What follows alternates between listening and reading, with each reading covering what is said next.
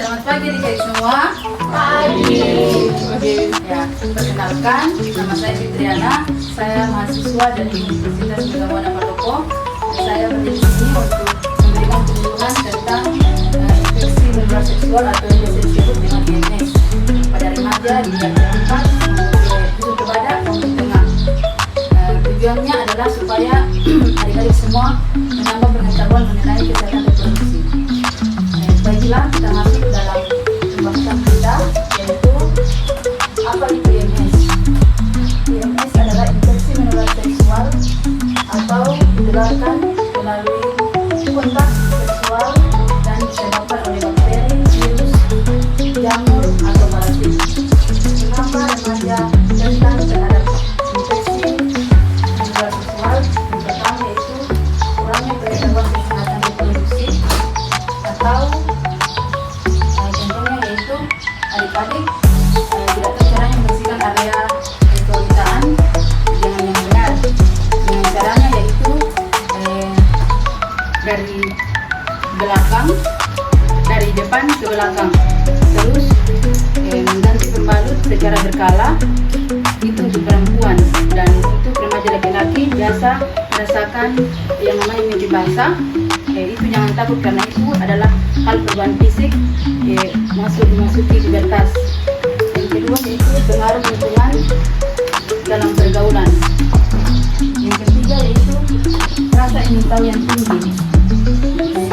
Artinya itu kan adik-adik remaja sering dilarang untuk menonton film porno oleh orang tua kalian, tetapi karena pubertas dan dorongan seksual meningkat, akhirnya adik-adik semua ini menontonnya.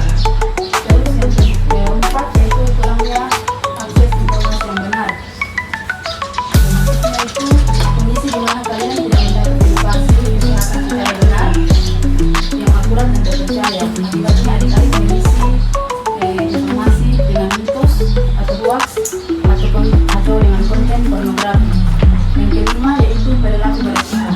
Perilaku beresiko artinya tindakan atau gaya hidup spesifik yang dilakukan oleh kelompok usia remaja seperti kalian 10-19 tahun yang membesar peluang mereka tertular oleh IMS atau infeksi menular seksual. Dan ada pun jenis-jenis infeksi menular seksual, yaitu yang pertama adalah gonore. Gonore itu sering dikenal sebagai penzinana yang disebabkan oleh bakteri Neisseria gonorrhoeae. Penyakit ini menyerang organ reproduksi, dubur, dan tenggorokan, dan gonore menular melalui hubungan seksual. Yang kedua yaitu virus sifilis. Sifilis atau raja singa. Penyakit ini disebabkan oleh bakteri yang namanya Treponema pallidum. Penyakit ini menular melalui kontak langsung dengan luka penderita dan dapat ditularkan dari ibu hamil ke janinnya. Yang ketiga yaitu chlamydia. Chlamydia yaitu penyakit menular seksual yang disebabkan oleh bakteri.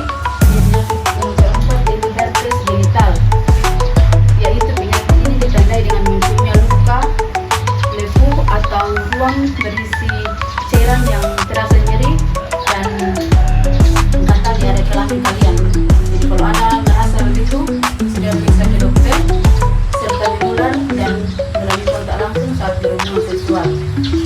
Dan yang kelima yaitu HIV atau AIDS. Penyakit ini menyerang atau merusak sistem kekebalan tubuh kalian semua, sehingga pasiennya menjadi sangat rentan terhadap penyakit atau infeksi serius dan penyakit parah lainnya. Terus yang terakhir yaitu trichomoniasis. Penyakit ini juga menular melalui kontak langsung, terus secara penularan IMS, yaitu saya sebutkan tadi yaitu hubungan seksual tidak aman, atau dia tidak pakai pengaman saat berhubungan, berganti-ganti pasangan seksual, penggunaan yang tidak steril, kemudian eksklusif orang, dipakai lagi sama kaum sendiri untuk kena penyakit, terus penularan dari janin. Kayak tadi HIV dan melalui janinnya dari mamanya. Kalau penyakit HIV mamanya berarti dia kena dua anaknya. Terus dampak infeksinya, dampak IMS-nya itu yaitu infeksi menular seksual, yaitu kronis. Akibatnya itu infeksi kronis, kemandulan, gangguan kehamilan, resiko HIV meningkat, dan dampak psikologis. Upaya preventifnya yaitu mengikuti penyuluhan kesehatan yang kayak sekarang yang saya lakukan sama anak remaja, terus mencari informasi dan sumber terpercaya, ya pergi cari informasi yang tepat, pergi cari informasi ke dokter kalau ada kabar sama tubuh kalian, terus berdiskusi dengan orang tua dan tenaga kesehatan, mengembangkan perilaku hidup sehat. Terus upaya preventifnya menghindari perilaku berisiko, menjaga pergaulan yang sehat, menjaga kebersihan organ reproduksi, pemeriksaan kesehatan jika diperlukan. Peran remaja dalam pencegahan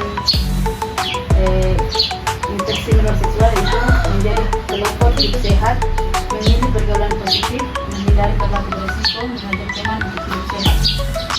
Dan praktek hidup sehat remaja yaitu menjaga kebersihan diri, yaitu rajin mandi 2 kali sehari.